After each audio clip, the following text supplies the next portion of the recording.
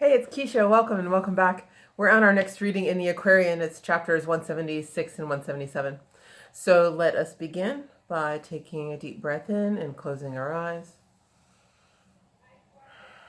Just begin to bring your attention back to yourself, back to this present moment.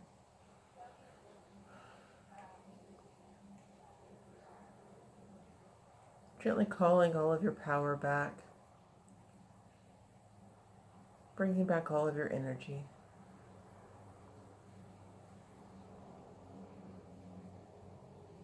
Just feel it collecting with each breath.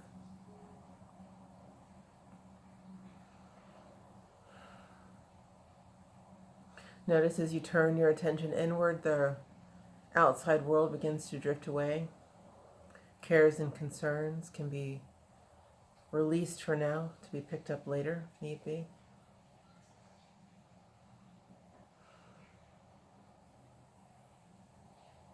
This is a time, a moment to focus on your inner light,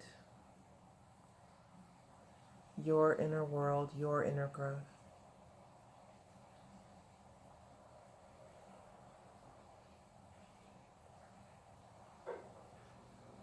When you feel yourself comfortable and at peace, see a column of light gently come down over you. Welcome the light. And breathe it in. Feel it quickening the cells, filling the spaces between the cells. Every part of you enlightened and enlivened.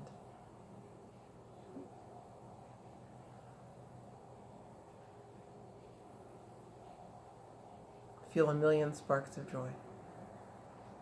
Breathe in that light. When you're ready, lift up in that column, lift up higher and higher, out of earthly concerns, out of the worldly way, out of the earth plane, lifting up into our space of peace, our oneness, place where we're surrounded by divine substance, a quiet space in the grove. When you've come to a comfortable seat and your heart is open, your mind is open, gently open your eyes. So we'll begin. 176, 177. Ravana, Prince of India, gave a feast. His palace in Orissa was the place where men of thought from all the farther east were wont to meet. Ravana was the prince with whom child Jesus went to India many years ago. The feast was made in honor of the wise men of the East. Among the guests were Meng-tse, Vidyapati, and Lamass. The wise men sat about the table talking of the needs of India and the world. The door into the banquet hall was in the east, a vacant chair at the table to the east. And as the wise men talked, a stranger entered, unannounced, and raising up his hands in benediction said, "All hail!" A halo rested on his head, and light, unlike the light of sun, filled all the room. The wise men rose and bowed their heads and said, "All hail." And Jesus sat down in the vacant chair, and then the wise men knew it was the Hebrew prophet who had come. And Jesus said, "Behold, for I am risen from the dead. Look at my hands, my feet, my side. The Roman soldiers pierced my hands and feet with nails, and then one pierced my heart. They put me in a tomb, and when I wrestled with the conqueror of men, I conquered death. I stamped upon him and arose, brought immortality to light, and painted on the walls of time a rainbow for the sons of men. And what I did, all men shall do." This gospel of the resurrection of the dead is not confined to Jew and Greek. It is the heritage of every man of every time and clime. And I am here a demonstration of the power of man. Then he arose and pressed the hand of every man and of the royal host, and said, "Behold, I am not myth made of the fleeting winds, for I am flesh and bone and brawn, but I can cross the borderland at will." And then they talked together there a long, long time. Then Jesus said, "I will go my way. But you shall go to all the world and preach the gospel of the omnipotence of man, the power of truth, the resurrection of the dead. And he who believes this gospel of the Son of Man shall never die. The dead shall live again." Then Jesus disappeared, but he had sown the seed. The words of life were spoken in Orissa, and all of India heard. The Magian priests were in the silence in Persepolis and Caspar, and the Magian masters who were first to greet the child of promise in the shepherd's home in Bethlehem were with the priests. And Jesus came and sat with them. A crown of light was on his head. And when the silence ended, Caspar said, "A master from the royal council of the Silent Brotherhood is here. Let us give praise." And all the priests and masters stood and said, "All hail! What message from the royal council do you bring?" And Jesus said, "My brothers of the Silent Brotherhood, peace, peace on earth, goodwill to men. The problem of the ages has been solved. A Son of Man has risen from the dead, has shown that human flesh can be transmuted into flesh divine. Before the eyes of men, this flesh in which I come to you was changed with speed of light from human flesh. And so I am the message that I bring to you. To you I come, the first of all the race to be transmuted to the image of the I Am. What I have done, all men will do, and what I am, all men will be." But Jesus said no more. In one short breath, he told the story of his mission to the sons of men, and then he disappeared. The Magi said, "Some time ago we read the promise, now fulfilled upon the dial plate of heaven. And then we saw this man who was just demonstrated unto us the power of man to rise from carnal flesh and blood to flesh of God, a babe in Bethlehem. And after many years he came and sat with us in these same groves. He told the story of his human life, of trials, sore temptations, buffetings, and woes. He pressed along the thorny way of life till he had risen and overthrown those strongest foes of God and man. And he is now the only master of the human race whose flesh has been transmuted into flesh divine. He is the God-man of today, but everyone of earth shall overcome and be like him, a son of God." It was the Sabbath day, and many priests and scribes and Pharisees were in the temple in Jerusalem.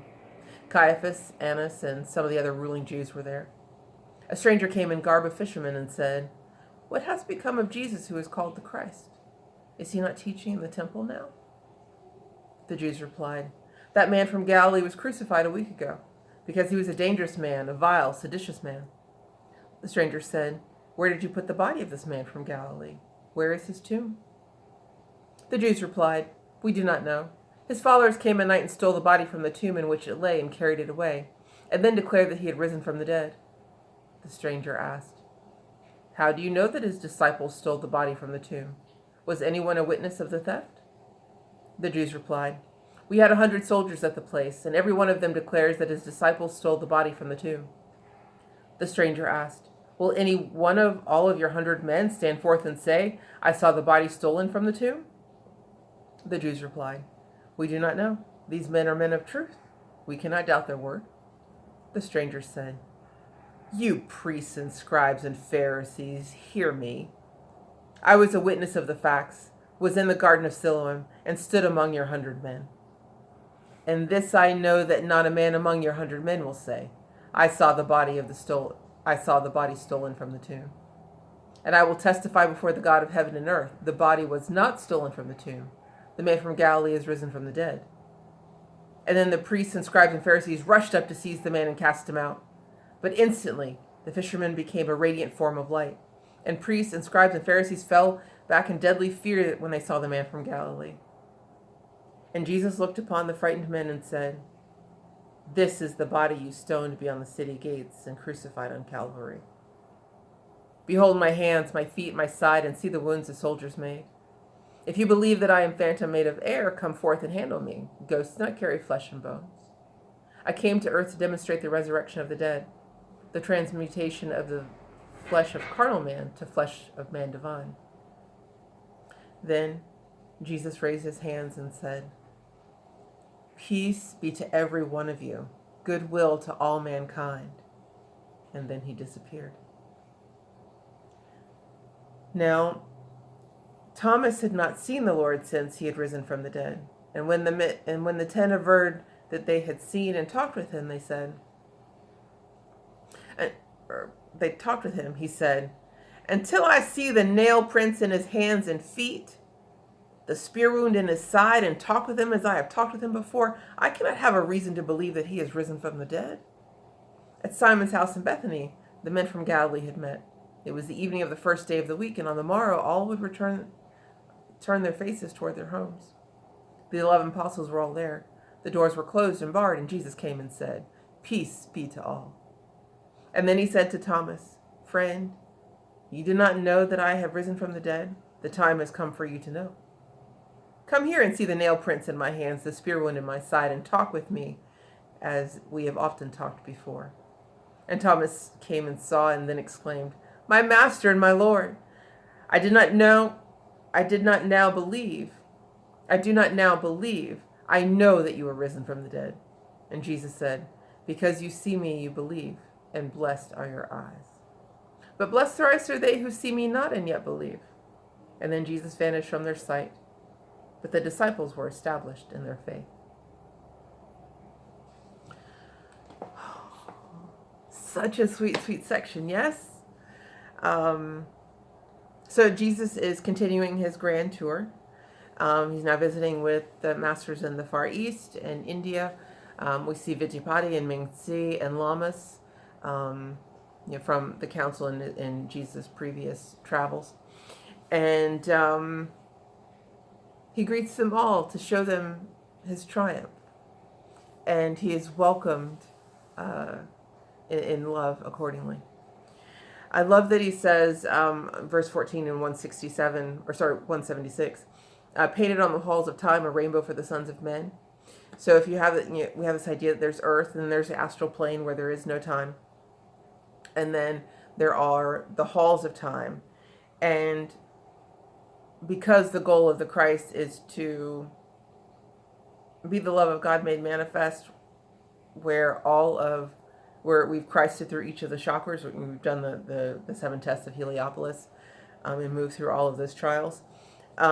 He's come as a pattern, so he's established that light grid that is now painted in a rainbow. So that, going back to the idea of the chakras, his energy is now imprinted on the halls of time, and so we can now access that. And as it's been done once in consciousness, we all have access to it, and we can proceed to have the same experiences.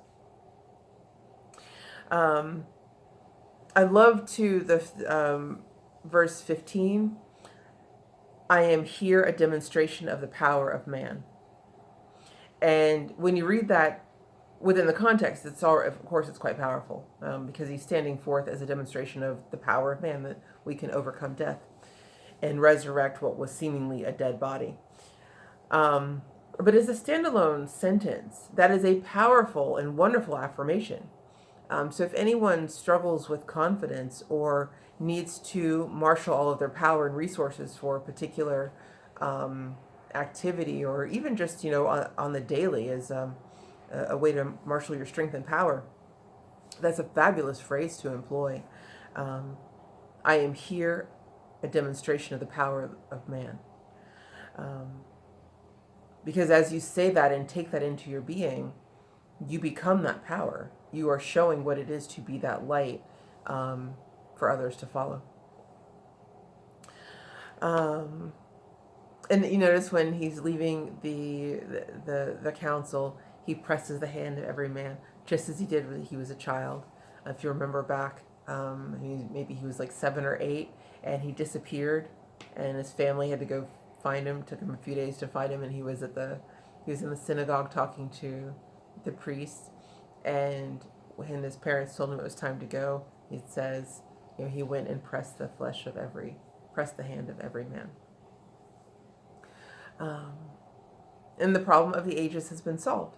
A son of man has risen from the dead, has shown the human flesh can be transmuted into flesh divine. So once it's been done, it is now available in consciousness to all of us, right? We see him meet with the Magian priests, who were the 3 wise men, who came to give him gifts at his birth. And they talk about how he has come back to visit them. He is the child that was foretold on the dial plate of heaven. The dial plate of heaven is astrology, right? And they were following a special star. They were masters of astrology. It's just one of the sweetest homecomings we've had, and we've had a few throughout our story, but this is by far one of the sweetest. I mean, it's such a triumph in a thing that he'd done, and he had told them what was going to happen, and they knew of his great work, and gave him all the teachings and resources they had to share with him, and he was able to put all of that together, and then he comes back a triumph. I just love that. Just love that. And then we get him coming to Jerusalem, posing as a stranger, as a fisherman, and he's asking questions about, hey, where's this Jesus that was that everyone was talking about? And the scribes or the officials there, Caiaphas and Annas, they're so quick to lie, right? Oh no, the followers of the Galilean came and took his body away and claimed that he had risen from the dead. But if you notice what's different about this interaction that he has with the scribes, he does not rebuke them. He does not say, here I am Jesus, I am the man from Galilee. I am this, this is me having raised the temple in 3 days. You were wrong. He doesn't take that tack, right? To be in the vibration of and to exist in the vibration of the resurrection, he could be only all love. So there is no rebuking here. And the simple fact of his mere presence, the fact that he shows up in flesh form in front of them, he doesn't need to say, I told you so, because his presence is enough, right? His presence says, what I told you I was going to do, I did. I am here resurrected. And then he says, peace to all of them. Peace be unto you. Which is the sweetest thing that he said to them. I mean, his teachings on the one hand can be seen as sweet because he's trying to educate them, but his words have been harsh, right? We've had some very tense moments in their back and forth. And here he, it's not the demonstration in him showing up is the teaching. There's nothing more that needs to be said. And so I can appreciate that restraint. And, he's demonstrated to them of the death, or that death is an illusion, and that the flesh can be remade. And then, of course, lastly, Jesus appears to Thomas, whom we culturally refer to as Doubting Thomas, and he's the final holdout, and he represents that person who really wants to believe in spirit, but needs definitive concrete proof. Besides, beyond signs and wonders, they need something absolute and concrete in order to fully believe. And it's like, he is the final doubt to be overcome before true faith can be established. And I love that, which is, why we get to the end of that section, and it says, after appearing to Thomas, the final apostle, it says, Jesus vanished when all the apostles had been established in their faith. So once he's demonstrated to each of them, and they can all take in, not with their own eyes, but into their own being, he resurrected in the flesh. Their faith and understanding of death as an illusion and all that he had been teaching them was now solid and made whole. And so he had fulfilled his mission with them and is able to go and disappear. So just a lovely little, I love this grand tour. And can't wait to see what's next. So I will see you all soon, and I will love you in the meantime. Bye.